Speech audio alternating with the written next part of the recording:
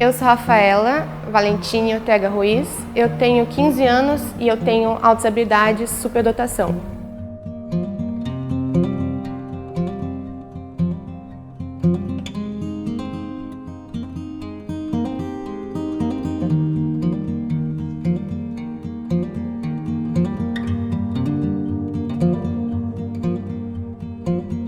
Superdotado não é uma coisa assim que você é superdotado, então você ganhou tudo na vida. Vem uma série de outros problemas junto. E é uma parte assim de quem você é, se torna, mas não define sua personalidade. Então assim, é complicado. Não é tão preto no branco quanto a gente costuma acreditar. Eu vejo que é muito mais amplo do que o mundo tipo de artista, o mundo assim da TV quer retratar. É muito mais amplo que isso, porque sempre que a gente vai ver um filme sobre uma criança superdotada, ela faz conta muito rápido, ou ela fala umas coisas que você vê que não foram escritas por alguém. Então esse tipo de coisa assim que é bem mais abrangente do que a gente pensa que é uma criança superdotada, uma pessoa superdotada. Não é só o Einstein que seria alguém assim. Com um aninho, ela já estava recebendo os convidados na festinha dela, dando os primeiros passos na festa de um ano dela. E ela sempre foi precoce assim no sentido de leitura. Ela sempre adorou ler mesmo, assim. A gente chegava em casa, ela já não fazia, só tirava o sapato e já ia ler aquele livro que ela comprou. E é livros assim que é muito grandões, ela lia rápido, tipo Nárnia, coleção do Harry Potter, tudo que é livro grosso, assim, ela ia rapidinho. Em uma semana ela já tinha lido, 3 dias, 4 dias, ela lê muito rápido. Então, no fundo, eu já sabia que ela era uma menina especial de inteligência, assim, pelo que ela foi me mostrando. Mas por isso que eu falei, eu queria estimular ela para ela não perder. Eu gosto de várias coisas, assim. Tenho muita conexão com a televisão, então eu assistia muito programa sobre psicologia, sobre quebra-cabeça. Eu assistia muito um programa de psicologia e neurologia, quando eu tinha uns 10. E era o que eu mais gostava de fazer, assim, assistir a TV sobre as coisas que eu estava querendo pesquisar. Porque eu ainda não usava tanto a internet. Aí, quando eu comecei a usar a internet, eu comecei a pesquisar muito mais coisas. Eu acho que uma dificuldade que eu tenho até hoje, assim, é de estabelecer um interesse e estudar esse interesse. A Rafaela, eu poderia dizer que ela tem uma inteligência geral, muito inteligente, muito rápida, tem a cognição muito aguçada, é muito ativa, pega muito fácil, a aprendizagem dela é muito rápida, muito fácil para perceber as coisas, né? E ela sempre foi estudar na escolinha que eu trabalhava. Então aí deu tudo certo.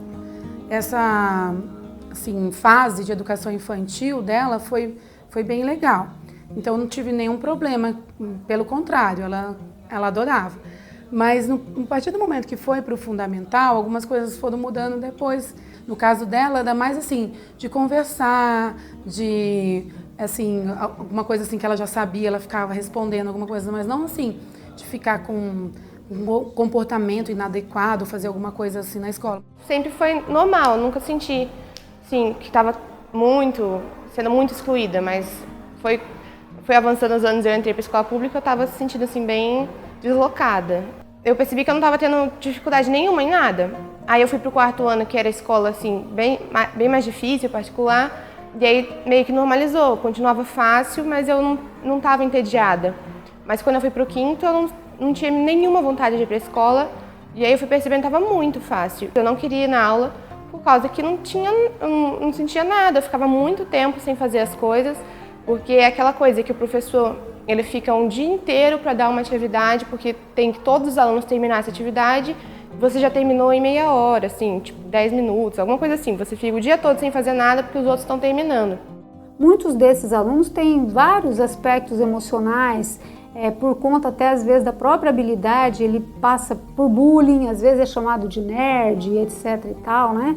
E atrapalha a sala de aula, então o professor, em vez de estimular, acaba que que meio que freia o talento, a curiosidade, a criatividade do aluno, porque ele pode atrapalhar o meio onde ele está, né? A sala de aula com 30 e poucos alunos dentro de sala.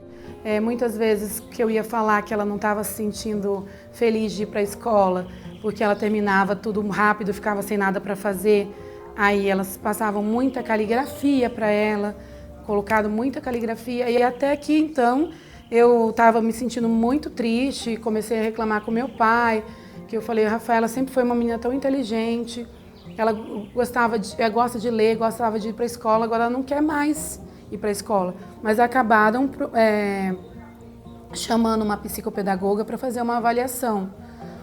E aí eu fui chamada com muitos meses de entrevista com a Rafaela, com testes e tudo.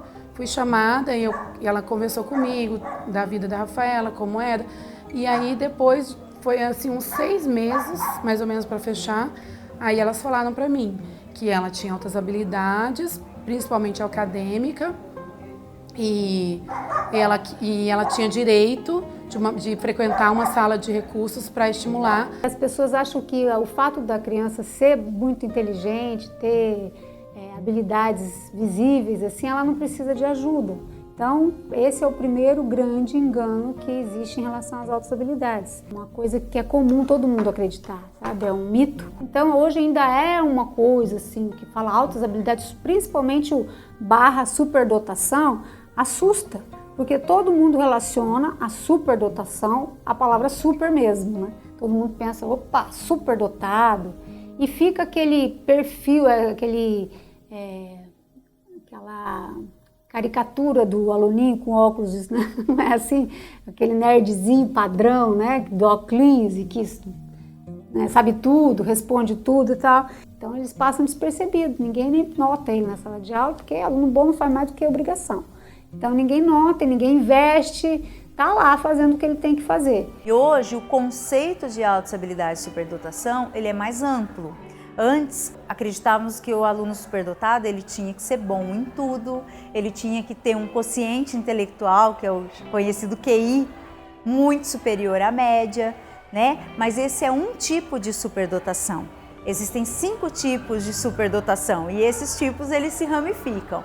Então, por exemplo, é o intelectual, o acadêmico, que é aquele aluno que ele tem interesse pelas coisas que envolvem a escola. Por exemplo, nós temos alunos com interesse muito focado em matemática e em língua portuguesa, ele vai na média, ele caminha, ele não tem esse indicador. O psicomotor, que é o aluno que tem uma coordenação motora, seja ampla ou fina, muito superior à idade dele. O artístico, envolvendo todas as artes, né? E liderança, que é aquela pessoa que tem uma habilidade, um relacionamento interpessoal, ele consegue organizar grupos, coordenar, liderar. O professor vai perceber esse aluno, quais os comportamentos que ele manifesta que leva a perceber as características de altas habilidades e superdotação. Então nós evitamos falar avaliação, né? Porque não existe um teste que me diz isso. Não, existem alguns procedimentos pedagógicos para identificar os comportamentos de altas habilidades e superdotação. O NAS, que é o Núcleo de Atividades de Altas Habilidades e Superdotação, ele é um núcleo criado pelo Ministério da Educação, pelo governo estadual, em parceria com os estados. Ele foi lançado para esta necessidade. Não existia políticas públicas para altas habilidades de superdotação como as outras áreas da educação especial, porque o número de superdotados no Brasil era muito baixo, era na faixa de menos de 6 mil alunos, né, no Brasil todo. Então o NAS ele veio mesmo para impulsionar demandas e buscar aí na rede pública esses alunos que não estavam sendo vistos e atendidos às suas necessidades. Então o NAS do Paraná ele ainda funciona na estrutura proposta pelo MEC, né? São 3 unidades: unidade de atendimento ao aluno, unidade de atendimento ao professor e unidade de apoio à família. A Rafaela nossa, desenvolveu muito com o NASS. Ela se sentiu dentro de um grupo que ela pertencia no NASS. E depois dessa aceitação aí dela, tudo de saber que ela é diferente, ela foi formando uma nova personalidade. Eu acredito que hoje ela é bem mais forte, ela assim tem um autoconhecimento bem melhor do que antes de entrar no NASS. O NASS que assim, ele ensina você a ver o ponto de vista das outras pessoas, porque eu tinha dificuldade com isso. Você vê o ponto de vista, você aprende esses outros mundos, assim, que era uma coisa que eu não tinha muita conexão. Então isso é algo assim, que a empatia, esse tipo de coisa, desenvolveu muito aqui. O que eu aprendi aqui, por exemplo, já é fazer projeto daqueles, você elaborar trabalho que ajuda na escola, ajuda, assim, o jeito que você vai elaborar seu trabalho, seu projeto, ele muda, assim, você já está avançado em relação a outros estudantes que não sabem nem por onde começar um ensaio, uma coisa assim. Então, agora, por exemplo, eu já pensei na carreira de desenho, eu aprendi muito com desenho. Já as coisas que eu gosto de medicina, psicologia, eu consegui estudar muito aqui. Então, é uma vantagem que você tem para o futuro e que você já está à frente de coisas que você ainda veria muito mais para frente, mas agora você já está vendo. Então, acho que é como se fosse um bônus, entendeu? Não sei a palavra.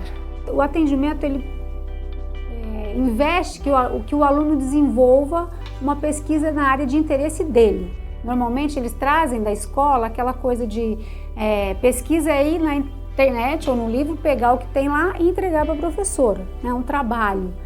E aqui não, aqui é a produção de novos conhecimentos, né?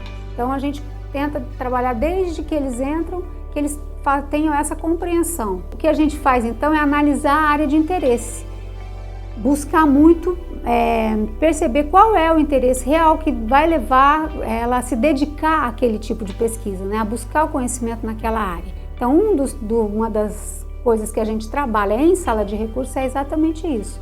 É o autoconhecimento, é a pessoa entender o que é que realmente me atrai a ponto de eu investir meu tempo em buscar conhecimento naquela área. Nas oficinas, o projeto é coletivo. O trabalho é feito em parceria com o professor. A ideia surge deles. O professor não traz uma aula estruturada, não traz um conteúdo a ser trabalhado. É claro que ele lança ideias, propostas, né? Que ele tem o conhecimento. Mas o aluno vai trazendo algumas questões e eles vão desenvolvendo aí os projetos. A gente fez um trabalho com teatro, ela se saiu muito bem. A partir daí ela até foi procurar fazer teatro na Funcart, fez 1 ano de teatro na Funcart, se saiu muito bem, fui ver algumas apresentações dela. Ela é muito rápida, muito talentosa em tudo que ela faz, em tudo que ela coloca a mão, ela sai muito bem.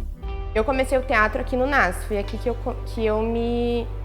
descobri que eu gosto muito de teatro, porque antes eu não sabia desse meu interesse, eu descobri aqui. Mas eu não quero trabalhar com teatro, acredito eu.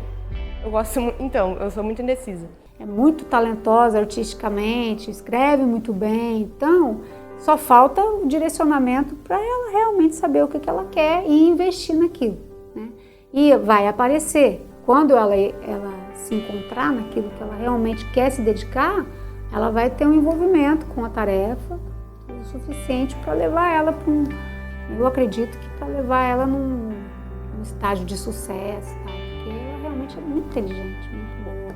Mas, assim, quando ele me chamou para conversar e tudo sobre diagnóstico, essas coisas, ele me deu um pouco de norte, assim. Foi importante elas conversarem comigo sobre como é o tratamento com uma criança ou adolescente que tem essa superdotação. Nós recebemos esse ano uma mãe que ela veio cancelar a matrícula do filho.